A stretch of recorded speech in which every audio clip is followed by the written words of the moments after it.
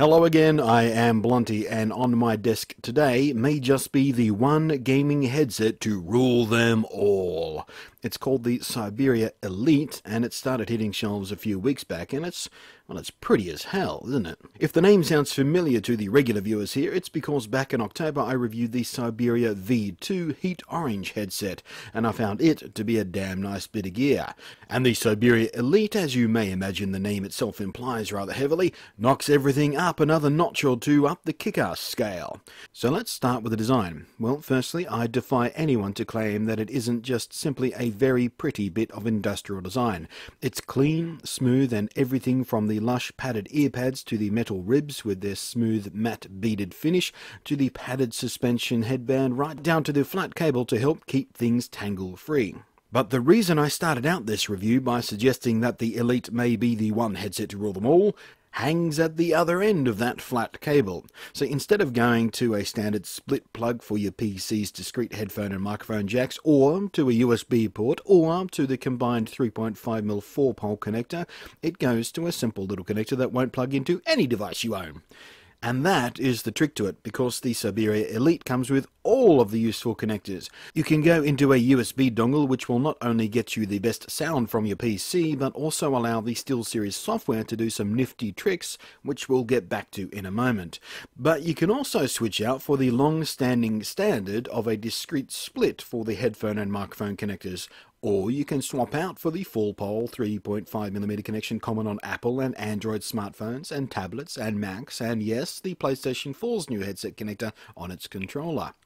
So with this one headset, you can move across seamlessly and effortlessly all of your devices. Gone is the need for multiple headsets for multiple devices. How wonderful is that, guys? Come on. Oh, and I should mention at this point that they also give you a 2-meter extension cable in the box to add to the 1.2-meter cord from the headset itself for those of you who sit further away from your boxes. How nice is that?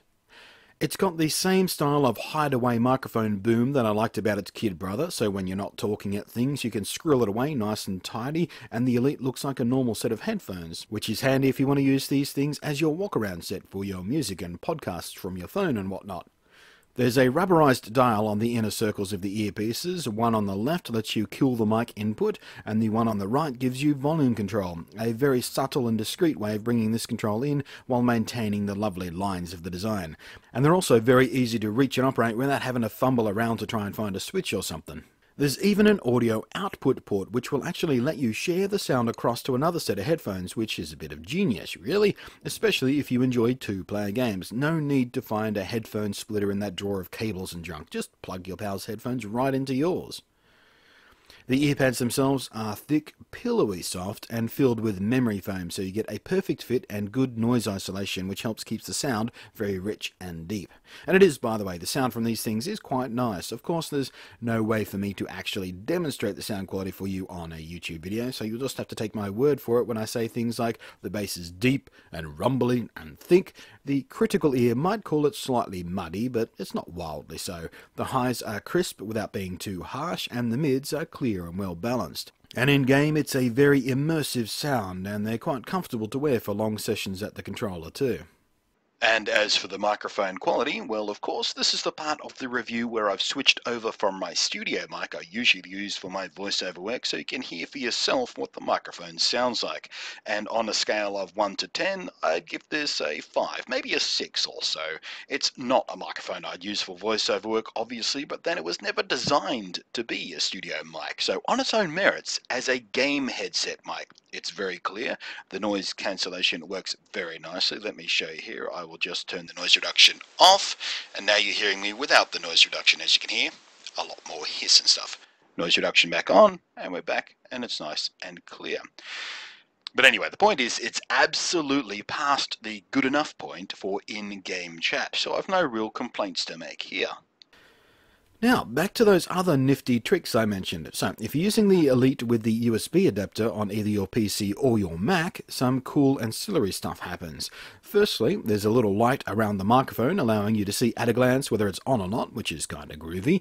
The Elite also carries forth the rad little light show capabilities of its predecessors. Again, like I said in the review of the Siberia V2 Heat Orange headset, this is, well, it's a bit useless to the wearer directly because naturally you can't actually see it do all of this light dancing trickery, but for those around you it's pretty nifty. And on the Elite you can play with a full spectrum of colours, so you can match it up to your gaming rig's colour scheme, or just fiddle with whatever feels right for you that day. You can set it to sit steady, or it can fade in and out at a speed of your choosing. It can dance to the volume of the live sound, or even slide through the rainbow, or shift through various more restrained colour palettes. It's really a lot of fun, and entirely free of practical use of course, but a lot of fun.